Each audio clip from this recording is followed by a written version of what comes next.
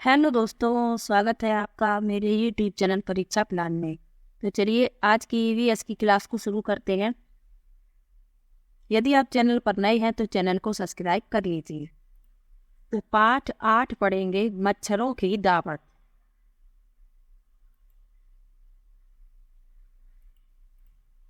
Malaria की जांच। लिखा है, आज रजत बहुत दिनों बाद स्कूल आया। सभी बच्चे उसे घेर कर खड़े हो गए। आरती ने पूछा, अब तुम कैसे हो? ठीक हूँ, रजत ने धीरे से जवाब दिया। जसकीरत, घर पर तो खूब खेलते होगे। रजत कुछ चिढ़कर बोला, बुखार में खेलने का दिल ही नहीं करता। ऊपर से कड़वी दवाई भी खानी पड़ी और खून टेस्ट भी करवाना पड़ा। जसकीरत, खून टेस्ट? वह क्यों? बहुत दर्द हुआ होगा। रजत, नहीं, जब सुई चुभी तो लगा जैसे चींटी ने काटा हो। 2-3 बूंद खून लेकर टेस्ट करने से पता चला कि मुझे मलेरिया है। नैन्सी कहती है, मलेरिया तो मच्छर के काटने से होता है। रजत ने कहा, हाँ, पर पता तो खून की जांच से ही चलता है। जसकीरत बोली, मेरे घर में तो आजकल बहुत मच्छर हैं, पर मुझे तो मलेरिया नहीं हुआ। नैन्सी कहती है, अरे भाई, मलेरिया हर मच्छर के काटने से थोड़े ही होता है, वह तो बीमारी वाले मच्छर से ही होता है। आरती ने कहा, मुझे तो सारे मच्छर एक ही जैसे लगते हैं। रजत बोले, होते तो अलग अलग होंगे। मलेरिया की जांच इस प्रकार से की जाती है, आप देख सकते हैं, चित्र में दिखाया गया है। कांच की स्लाइड पर खून की बूंदें। मलेरिया मादा मच्छर एनाफिलिस से फैलता है, इस बात को भी याद रखिएगा। यहाँ पर लिखा है, डॉक्टर मरियम स्लाइड को माइक्रोस्कोप से देखते हुए, इस माइक्रोस्कोप से एक चीज 1000 गुनी बड़ी दिखाई देती है, इसलिए खून के अंदर की बारीकियां साफ दिखाई पड़ती हैं। कई माइक्रोस्कोप से तो इससे भी ज्यादा बड़ा दिखाई देता है। आगे लिखा है, नैन्सी कहती है, क्या उसी जगह से खून लिया था जहां मच्छर ने काटा था? रजत ने कहा, नहीं भाई, मच्छर ने कब और कहाँ काटा यह तो मुझे भी नहीं पता। नैन्सी ने कहा, खून में क्या दिखा होगा? उसमें क्या होगा जिससे मलेरिया का पता चल पाया?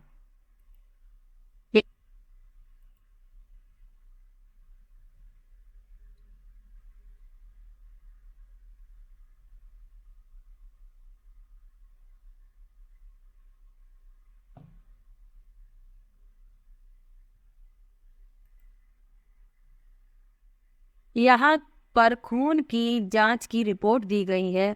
इसमें किन शब्दों से पता चल रहा है कि मरीज को मलेरिया है? ये रिपोर्ट दी गई है। ये नाम लिखा है रजत, आयु लिखी है 11 वर्ष, यहाँ मेल लिखा है। रोग की पहचान, ठंड लगकर कपकपी के साथ बुखार। खून में मलेरिया के जीवाणु पाए गए।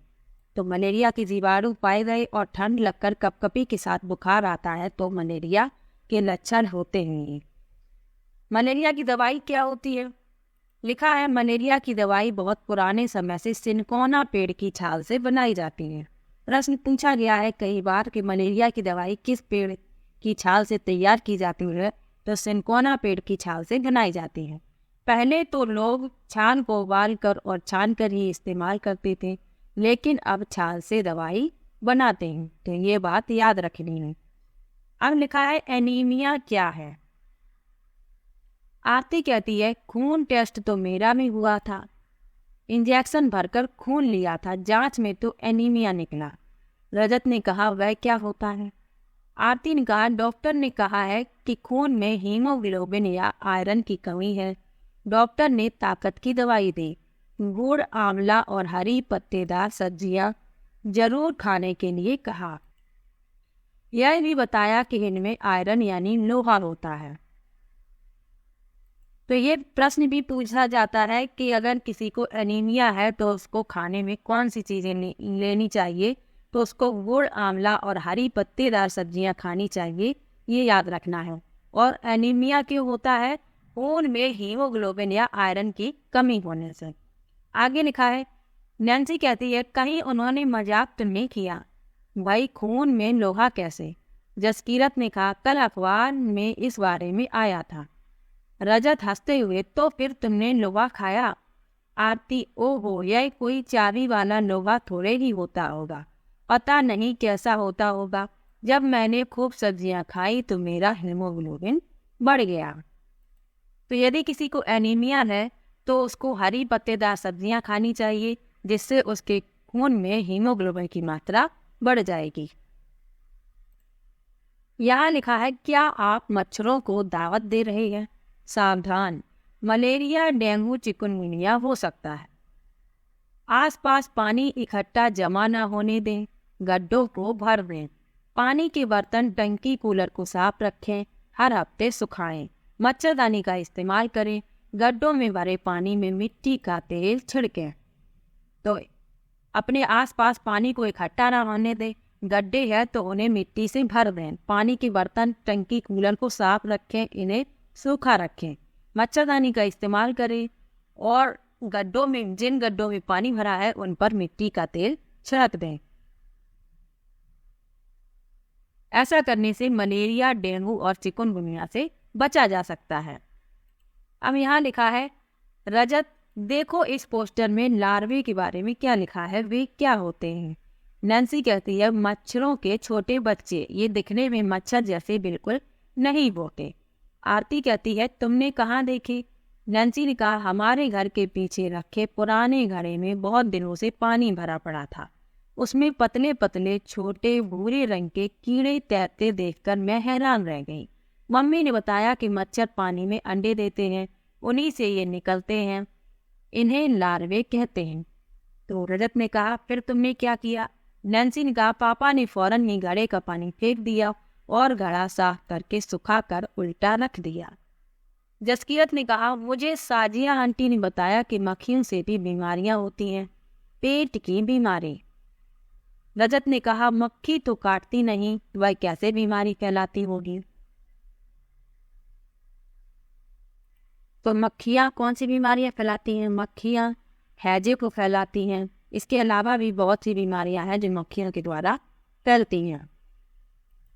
अब जानते हैं मच्छर के पेट की कहानी, वैज्ञानिक की जुबानी। लिखा है, यह मजेदार किस्सा आज से लगभग 100 साल पहले का है। एक वैज्ञानिक ने पता लगाया कि मलेरिया मच्छर से फैलता है। चलो उनसे ही सुनते हैं कि वे इस बारे में क्या कहते हैं। मेरे पिता भारतीय थल सेना में जनरल थे। मैंने डॉक्टरी की पढ़ाई की, लेकिन मेरी दिलचस्पी कहानियाँ पढ़ने, कविता लिखने, संगीत और ड्रामे में थी। खाली समय में मैं यही सब किया करता था।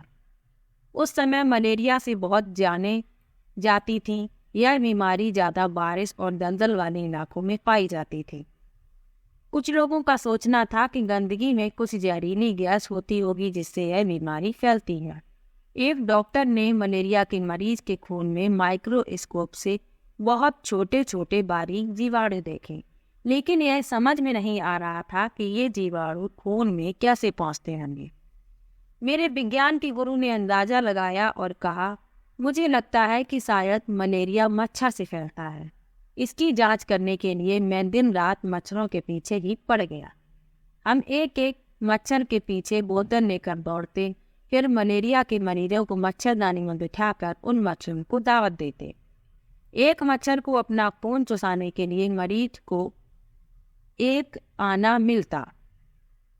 मुझे सिकंदराबाद के अस्पताल के वे दिन हमेशा याद रहेंगे।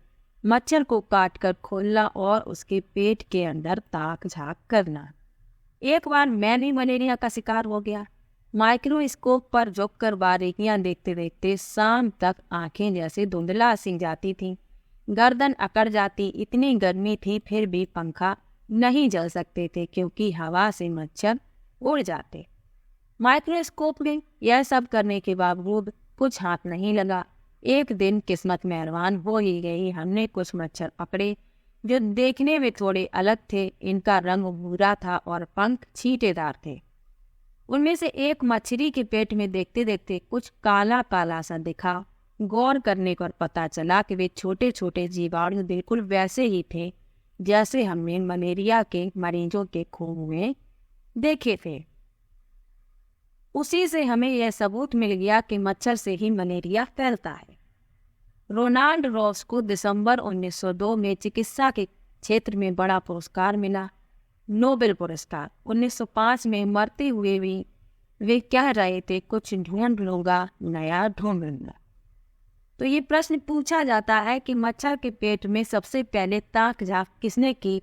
तो रोनाल्ड रॉस ने की, और 1902 में चिकित्सा के क्षेत्र में उन्हें नोबेल पुरस्कार भी मिला। तो इसको याद रखिएगा, ये महत्वपूर्ण है। तो आज के लेसन में मच्छरों से फैलने वाली बीमारियों के बारे में जाना और एनीमिया के बारे में जाना। इनसे किस प्रकार बचा जा सकता है इसके बारे में भी जाना है, और मच्छर के पेट में सबसे पहले किसने ताक झांक की इस बारे में भी जाना है। तो आज का ये लेसन यहीं पर समाप्त होता है। वीडियो कैसा लगा कमेंट बॉक्स में ज़रूर बताइएगा। वीडियो को लाइक और चैनल को सब्सक्राइब करना मत भूलिएगा। मिलते हैं एक और नई वीडियो के साथ, तब तक के लिए बाय बाय।